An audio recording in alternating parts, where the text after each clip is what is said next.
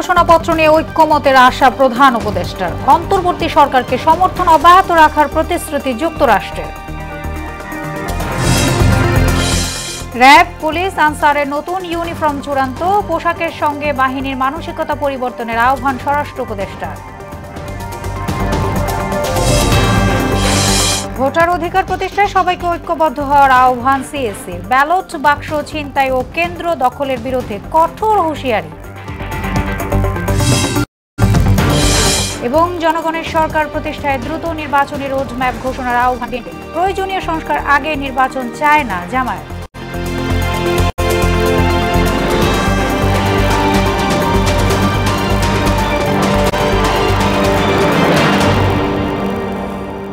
আসসালামু আলাইকুম, সবাইকে মোহনা সংবাদে স্বাগত। শুনছিলেন শিরোনাম, আর পুরোটা সংবাদ জুড়ে আছি আমি সোনিয়া ইসলাম।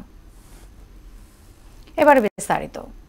ফেব্রুয়ারির শুরুর দিকে জুলাই ঘোষণাপত্র নিয়ে রাজনৈতিক দলগুলো ঐক্যমতে পৌঁছবে বলে আশা জানিয়েছেন প্রধান উপদেষ্টা ডক্টর মোহাম্মদ ইউনূস। বলেন, ঘোষণাপত্র ইস্যুতে ঐক্য গড়ার রাজনৈতিক প্রক্রিয়া কঠিন হলেও এখন পর্যন্ত ভিন্ন মত শোনা যায়নি। রাষ্ট্রীয় অতিথি ভবন যমুনায় মার্কিন দূতাবাসের নতুন chargé d' affaires Tracey Ann Jacobson সৌজন্য সাক্ষাতে গেলে এসব কথা বলেন ডক্টর ইউনূস। উন্নয়ন ও সন্ত্রাস দমন সহ বিভিন্ন ক্ষেত্রে অন্তর্বর্তী সরকারের প্রতি তার দেশের সমর্থন পুনর্ব্যক্ত করেন জ্যাকবসন। কিছু সাংবাদিকদের গ্রেফতার এবং ধর্মীয় সংখ্যালঘুদের প্রতি সহিংসতায় তিনি উদ্বেগ জানালে প্রধান উপদেষ্টা বলেন, তার সরকার দেশের সবার জন্য ন্যায় বিচার নিশ্চিতে প্রতিশ্রুতিবদ্ধ। চূড়ান্ত হলো র্যাব, পুলিশ ও আনসারের নতুন ইউনিফর্ম। পোশাক পরিবর্তনের মাধ্যমে বাহিনী সদস্যদের মনোবল পরিবর্তন হবে বলে মনে করেন স্বরাষ্ট্র উপদেষ্টা জাহাঙ্গীর আলম চৌধুরী। সচিবালয়ে আইন শৃঙ্খলা কমিটির বৈঠক শেষে তিনি কথা বলেন। অবৈধভাবে বসবাসকারীদের বিরুদ্ধে ফেব্রুয়ারি থেকে আইনি ব্যবস্থা নেয়ার ঘোষণাও দেন স্বরাষ্ট্র উপদেষ্টা। শামীমুজ্জামান চৌধুরীর রিপোর্ট।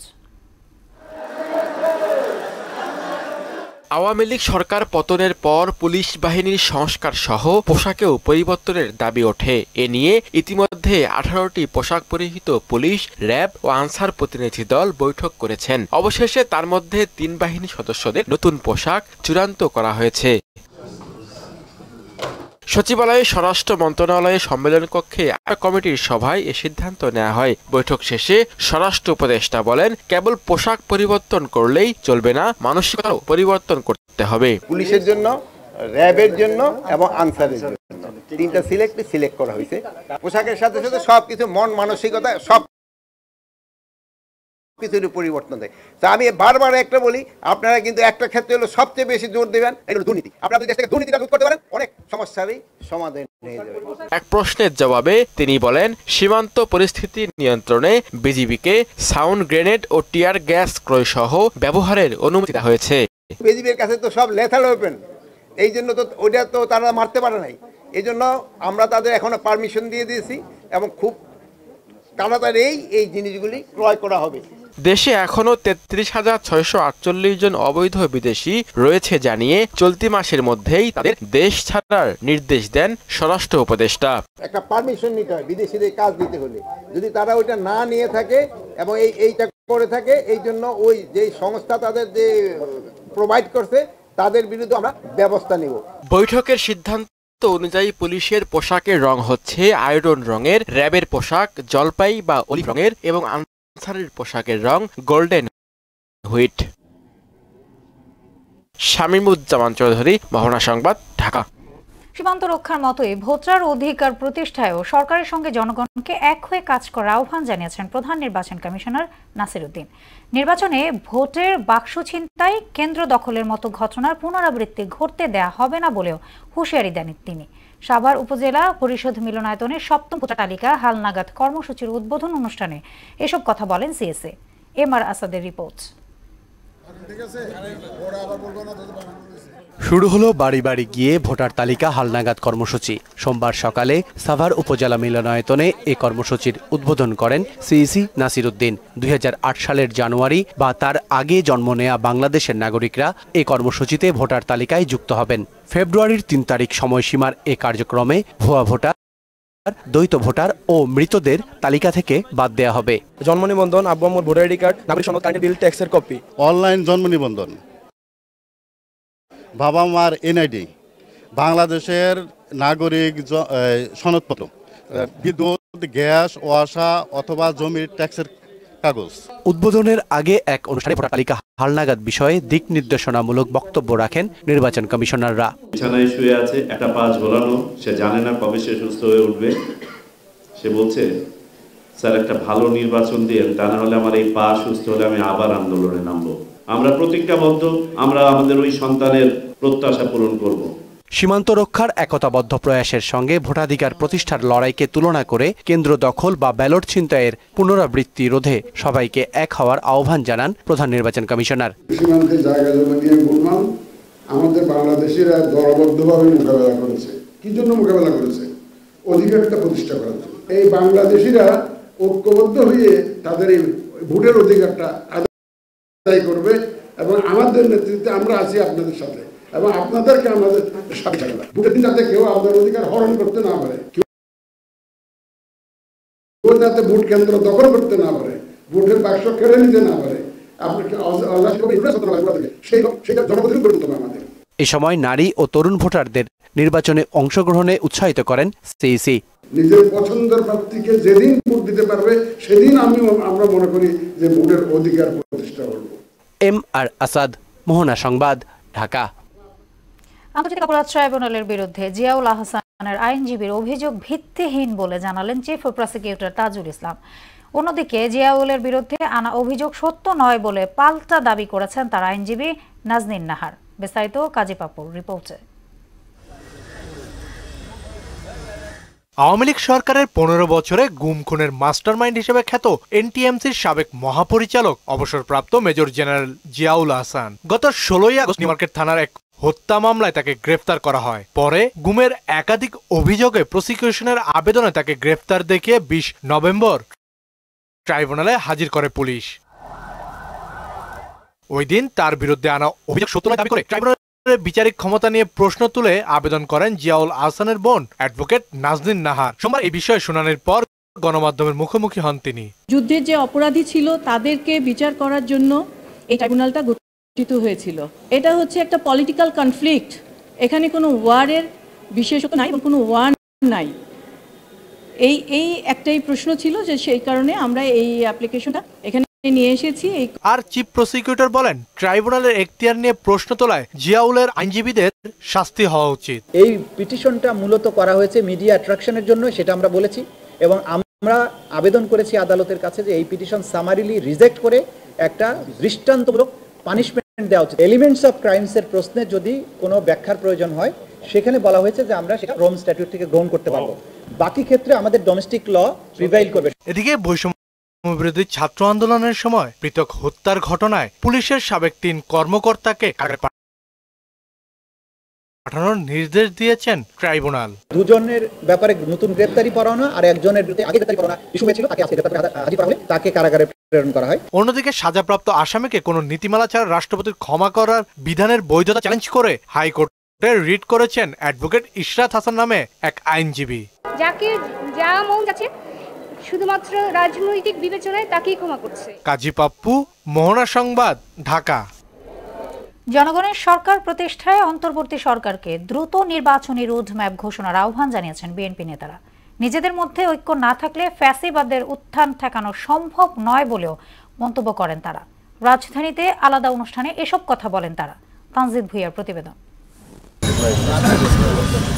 শহীদ আসাদ দিবস উপলক্ষে ঢাকা মেডিকেল কলেজে স্মৃতিস্তম্ভে শ্রদ্ধা নিবেদন করেন বিএনপি চেয়ারপারসনের উপদেষ্টা আমানুল্লাহ আমান। পরে সাংবাদিকদের তিনি বলেন, ক্ষমতায় থাকাকালে খুন, গুম আর অর্থ পাচারে ব্যস্ত ছিল শেখ হাসিনা।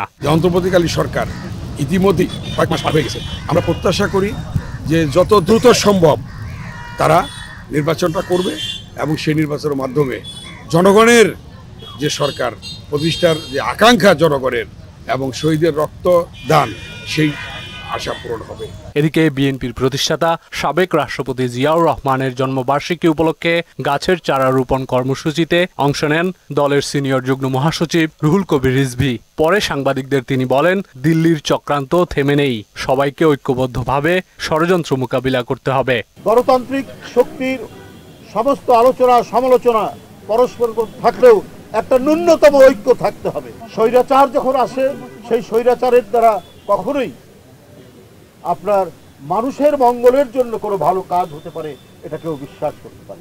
আজকে এই বিশ্ববিদ্যালয়ের উন্মুক্ত প্রাঙ্গণে দাঁড়িয়ে আজকে কথা বলছি, এই যে কত আনন্দের, এটা যে কত উল্লাসের, কত উচ্ছ্বাসের, এটা বলার অপেক্ষা রাখে না। এদিকে ঢাকা মেডিকেল কলেজে জিয়াউর রহমানের জন্মদিনের আলোচনায় বক্তব্য দেন বিএনপির স্থায়ী কমিটির সদস্য ডক্টর খন্দকার মোশাররফ হোসেন। সব দলের সঙ্গে কথা বলে সংস্কার কাজ দ্রুত চূড়ান্ত করার দাবি জানান তিনি। এই সরকার আসার পর থেকে আমরা সমর্থন জানিয়েছি, তবে সঙ্গে সঙ্গে বলেছি যে অতি দ্রুত সংস্কার কার্য সম্পন্ন করে যতটুকু সম্ভব এদেশের জনগণের কাছে ক্ষমতা হস্তান্তর করা হোক। জিয়াউর রহমানকে বহুদলীয় গণতন্ত্রের প্রবক্তা উল্লেখ করে তার হাত ধরেই দেশের স্বাধীনতা ও সার্বভৌমত্ব শক্তিশালী হয়েছে বলে মন্তব্য করেন খন্দকার মোশাররফ। এই দেশের স্বাধীনতা সার্বভৌমত্বকে শক্তিশালী করছে, গণতন্ত্রকে, এদেশে বাকশালকে তিনি বাতিল করে দিয়ে বহুদলীয় গণতন্ত্র প্রতিষ্ঠা করেছে। এই বিষয়গুলো কিন্তু আমাদের দেশের এবং বিদেশের কিছু শত্রু। তনজিদ ভুইয়া, মোহনা সংবাদ, ঢাকা। যত দ্রুত সম্ভব নির্বাচন চায় জামায়াত, তবে তা প্রয়োজনীয় সংস্কারের আগে নয়। সকালে নির্বাচন বিষয়ক জাতিসংঘ প্রতিনিধি দলের সঙ্গে বৈঠক শেষে যে কোনো আন্তর্জাতিক সংস্থার সহযোগিতাকে জামায়াত স্বাগত জানায় বলেও জানান দলের নায়েবে আমির আব্দুল্লাহ মোহাম্মদ তাহের। এদিকে আলাদা অনুষ্ঠানে দলের আমির জানান, বিগত 15 বছরে জাতির পাশাপাশি সংবাদ মাধ্যমের ওপরও তাণ্ডব চালিয়েছে ফ্যাসিস্ট সরকার। আরো জানাচ্ছেন ওবায়দুল হক মারুফ। সোমবার ঢাকাস্থ জাতিসংঘ দপ্তরে সংস্থাটির নির্বাচন বিষয়ক প্রতিনিধি দলের সঙ্গে বৈঠকে বসেন জামায়াত নেতারা। বৈঠক শেষে গণমাধ্যমে আলোচনার বিষয়বস্তু তুলে ধরেন দলের নায়েবে আমির ডক্টর সৈয়দ আব্দুল্লাহ মোহাম্মদ তাহের। যে কোনো আন্তর্জাতিক সংস্থাকে ওয়েলকাম করি সহযোগিতার জন্য, তবে ইন্টারফেয়ার করার জন্য নয়। আমাদের টেকনিক্যাল এবং ফান্ডিং সহযোগিতা করে, সেটার জন্য আমরা বলেছি ইউ আর ওয়েলকাম। সুতরাং মিনিমাম পসিবল নেসেসারি রিফর্মস এবং তারপরে পসিবল নিয়ারেস্ট শর্টেস্ট টাইমের ভিতরে নির্বাচন। এর আগে দৈনিক সংগ্রাম প্রকাশনার 50 বছর পূর্তিতে মগবাজারে পত্রিকাটির কার্যালয়ে আয়োজিত অনুষ্ঠানে যোগ দেন বিভিন্ন সামাজিক, সাংস্কৃতিক ও রাজনৈতিক দলের প্রতিনিধিরা। তাদের বক্তব্যে উঠে আসে পত্রিকাটির উপর বিগত সরকারের নানা ষড়যন্ত্রের কথা। এই আমার দেশ এই প্রেসেই 3 দিন ছাপানো হয়েছিল, তারপর এখানে পুলিশ এসেছিল এবং গ্রেফতার করে নিয়ে গেছিল। আমার সহকর্মী যারা ছিলেন আমার দেশের, তার সঙ্গে সংগ্রামের যারা কাজ করতেন প্রেসে, তাদেরকেও গ্রেফতার করা হয়েছিল। এবং সব থেকে বড় কথা, আমার মা এবং সংগ্রামের এডিটর আসাদ ভাইয়ের নামে মামলা দেওয়া হয়েছিল। এ সময় বিগত স্বৈরশাসনে সাংবাদিক নির্যাতনের তীব্র নিন্দা জানিয়ে জামায়াতের আমির ডাক্তার শফিকুর রহমান বলেন, সংবাদ মাধ্যম ঠিকভাবে ভূমিকা পালন করলে ফ্যাসিবাদের শাসন জেকে বসতে পারত না। এই নির্যাতিত সাংবাদিকদের পাশে আমরা আছি, গভীর শ্রদ্ধা নিয়েই থাকব। তাদের প্রতি আমাদের আন্তরিক নিবেদন থাকবে, এ লড়াইয়ে যোদ্ধা নয়, সেনাপতি হিসাবে আপনারা আপনাদের দায়িত্ব অব্যাহত রাখবেন। যদি জাতির দর্পণ হিসাবে সংবাদপত্র এবং বিভাগ হিসাবে সাংবাদিকরা ভূমিকা পালন করতেন, ফ্যাসিবাদী শাসন এইভাবে জাতির উপর জেকে বসতে পারত না। গণমাধ্যমের উপর এখনো কালো ছায়া রয়ে গেছে বলেও মন্তব্য করেন তিনি। নিউজটা একেবারেই সরাসরি সাদাকে সাদা বলবে, কালোকে কালো বলবে। এখানে মহান সাংবাদিকের নিজস্ব কোনো বক্তব্য এখানে সংযোজন হবে না, আবার সত্য থেকে কিছু বিয়োজন হবে না। ওবায়দুল হক মারুফ, মোহনা সংবাদ, ঢাকা। বায়ু দূষণ রোধ করা গেলে দেশে প্রতি বছর 1,02,456 জনের অকাল মৃত্যু ঠেকানো সম্ভব। বায়ু দূষণে মৃতদের 48%ই ঢাকা ও চট্টগ্রাম নগরীর বাসিন্দা। বিশেষজ্ঞরা বলছেন, শুষ্ক মৌসুমে ঢাকার বাতাসে ধুলোর সঙ্গে উঠছে ক্ষতিকর নানা রাসায়নিক পদার্থ। দূষণের কারণে বাড়ছে হৃদরোগ, স্ট্রোক, হাঁপানি, শ্বাসতন্ত্রের সংক্রমণ এবং ফুসফুস ক্যান্সারের মতো মরণ ব্যাধি। আরো জানাচ্ছেন শামীমুজ্জামান চৌধুরী।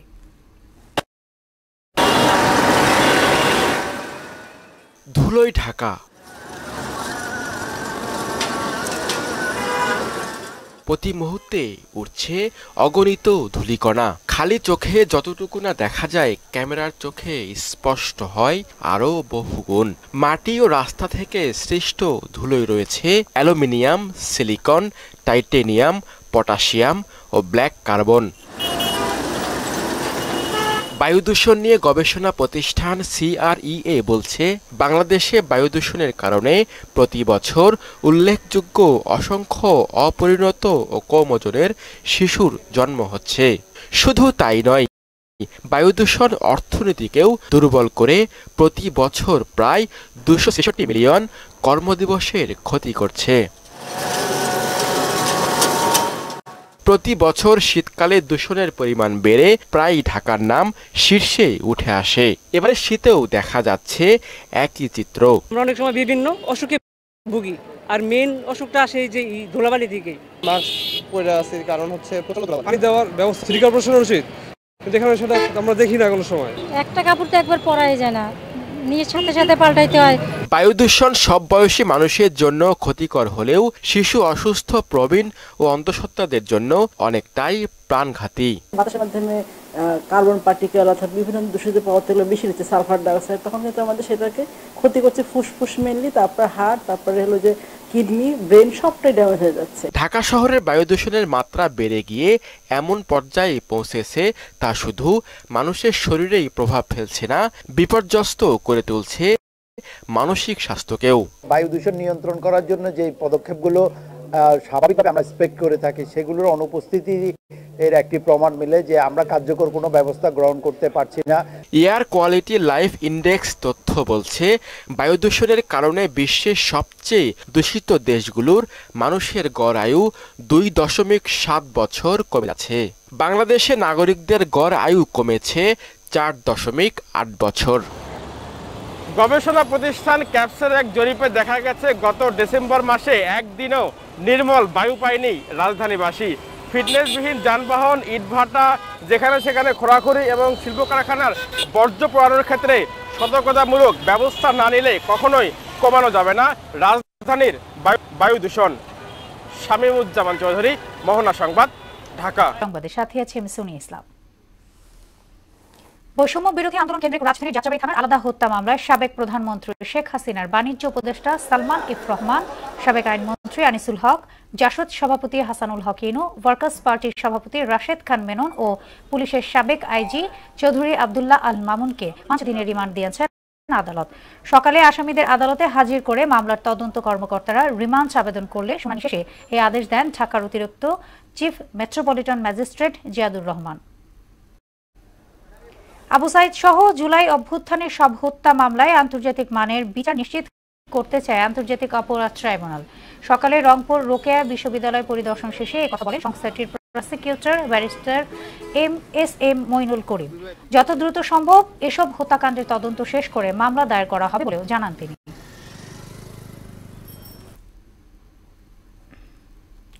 শুল্ক ফাঁকি দিয়ে অবৈধভাবে ভারতীয় কসমেটিক্স বাজারজাত চক্রের হোতা ফিরোজ আলম বাবুকে রাজধানীর খিলগা থেকে গ্রেফতার করেছে গোয়েন্দা পুলিশ। সকালে ডিএমপি মিডিয়া সেন্টারের সংবাদ সম্মেলনে এ তথ্য জানান ডিবির তেজগাঁও বিভাগের ডিসি মিজানুর রহমান। অভিযানে 48 লাখ টাকা মূল্যের 25,000 পিস বিভিন্ন স্কিন কেয়ার সামগ্রী ও কাভার্ড ভ্যান জব্দ করা হয়।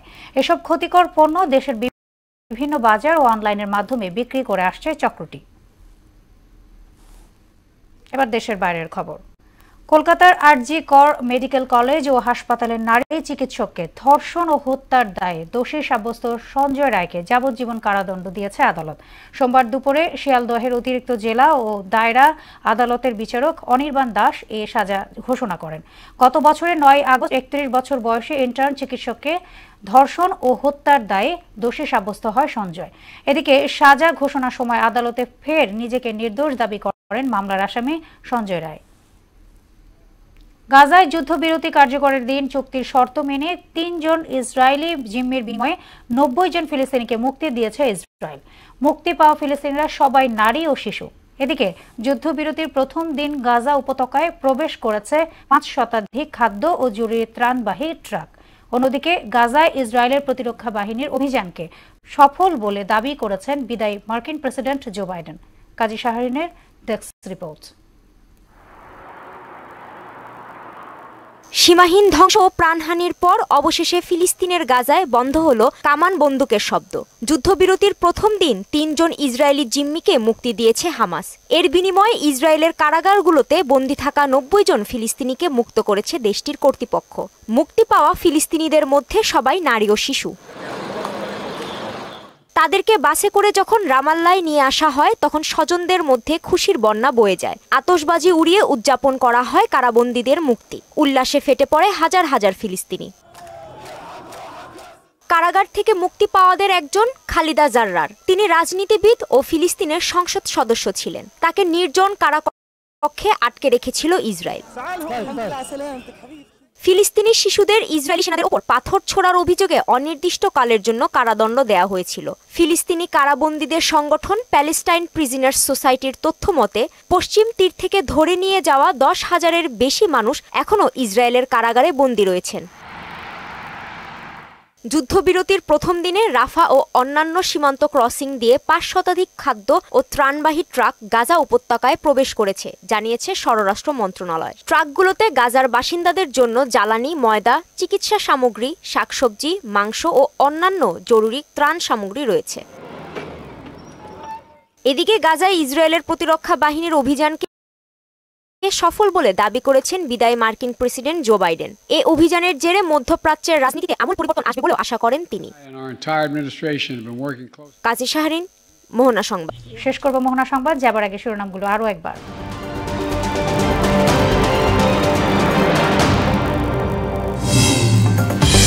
ফেব্রুয়ারিতে জুলাই ঘোষণাপত্র নিয়ে ঐক্যমতের আশা প্রধান উপদেষ্টার। অন্তর্বর্তী সরকারকে সমর্থন অব্যাহত রাখার প্রতিশ্রুতি যুক্তরাষ্ট্রের।